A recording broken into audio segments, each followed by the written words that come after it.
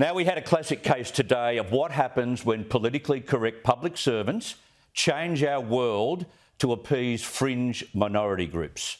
Sometimes the silent majority stand up and say, no, I'm actually offended by that. Stop your PC garbage. Not often, but it does happen. So the story goes today that podcaster Sall Grover, who's just given birth to a daughter, was trying to include her baby on a Medicare card, as we all do, and was requested to sign off as a birthing parent.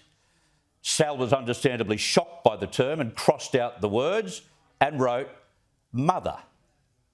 I think it's appalling and it's offensive, and it's to please fringe activists and lobbyists who have made such a big deal about this sort of language and then come after us and call us bigots for not accepting it, where it's like, you changed the form in the first place. You have such a problem with the word mother. That's something you have to deal with. The birth is this one day.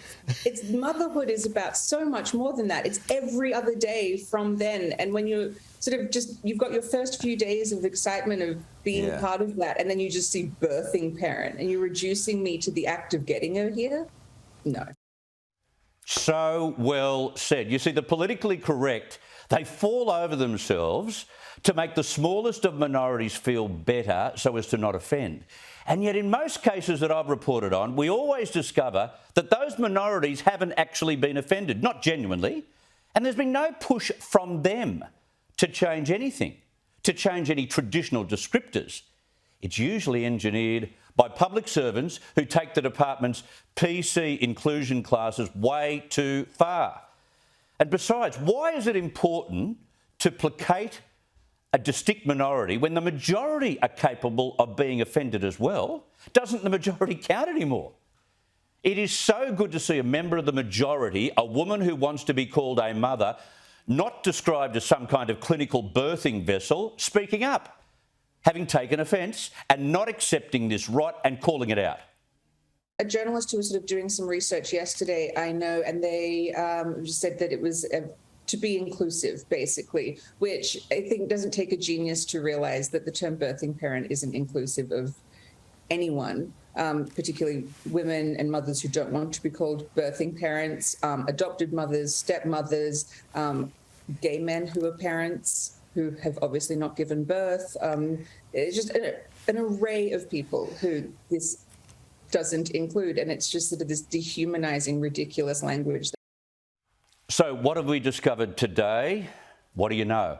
The Medicare consent form was introduced back in March in some hospitals as part of a trial to upload new baby details to official Medicare records. This was done at the initiation of public servants, not due to any complaints, of course, and it was not a ministerial directive either, which is why the Minister for NDIS and Government Services, Bill Shorten, sounded the alarm on Twitter. He wrote, "When I was informed of this situation yesterday, I instructed the responsible officials they should cease using the previous government's forms.